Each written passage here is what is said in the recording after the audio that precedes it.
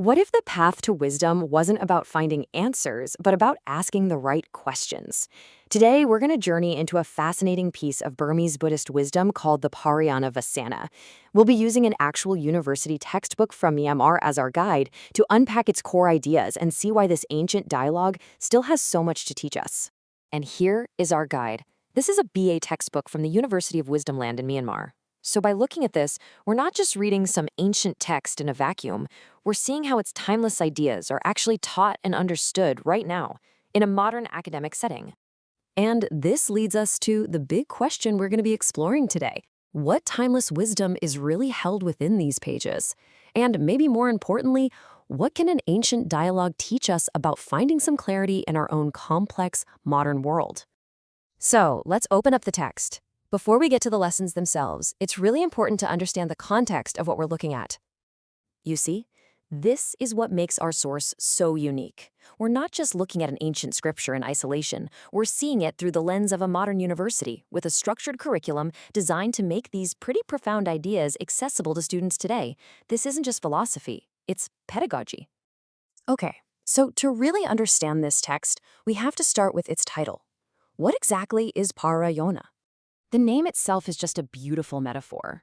Pārayana literally translates to the way to the far shore.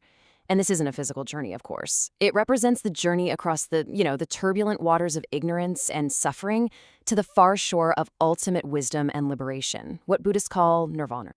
So this gives us a sense of its structure. The Pārayana is a really foundational text of early Buddhism, and you can find it within the Sutta Nipata, one of the oldest collections of Buddhist scriptures. But what's so fascinating is that it's not a list of rules. It's more like a narrative map for a journey, a story that's structured entirely around a series of profound questions posed to the Buddha. So, if the entire text is built on questions, what are the core lessons that emerge from this dialogue? Let's dive in. The first major theme, and really the central idea of the whole thing, is what's called the Puchakata, which basically translates to the discourse on questions.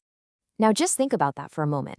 Instead of starting with declarations, the entire text is a dialogue between seekers and the Buddha. And the message here is so powerful. The path to wisdom doesn't begin with having all the answers. It begins with having the courage and the clarity to ask the right questions. And the questions are incredibly profound. Take this one for example. By what is the world illuminated? It's such a simple, almost poetic question that just forces you to think beyond the obvious answer of, the sun, and to consider deeper sources of light, like wisdom and awareness. This is the journey the text takes you on.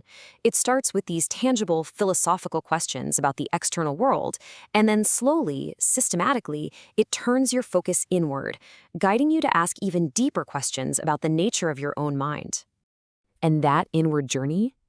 Well, it leads to a key insight, which is summarized in this powerful line: the mindful one does not return to states of being.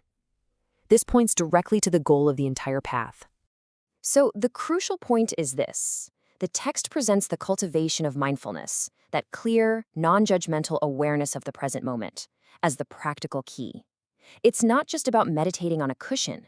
The text suggests it's about bringing that awareness into every single action, transforming the mundane into a practice of liberation, and breaking free from the endless cycle of suffering.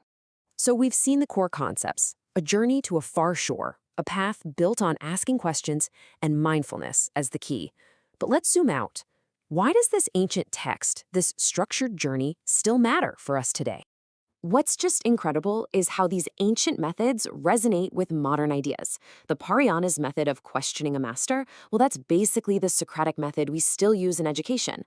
Its structured, step-by-step approach to verification, that's a mirror of the scientific method. And its core practice of examining the mind to overcome suffering, that's the very foundation of modern psychotherapy. So, what's the ultimate takeaway here? I think it's that the journey to wisdom isn't some mystical, unattainable secret. The Pārayana shows us that it's a process, a structured, practical, and deeply inquisitive one that's available to anyone who's willing to start asking the hard questions. And that leaves us with a final thought to take with you. The entire journey of the Pārayana began with a series of questions. So I'll leave you with this one. If you could ask just one question to find ultimate truth, what would it be?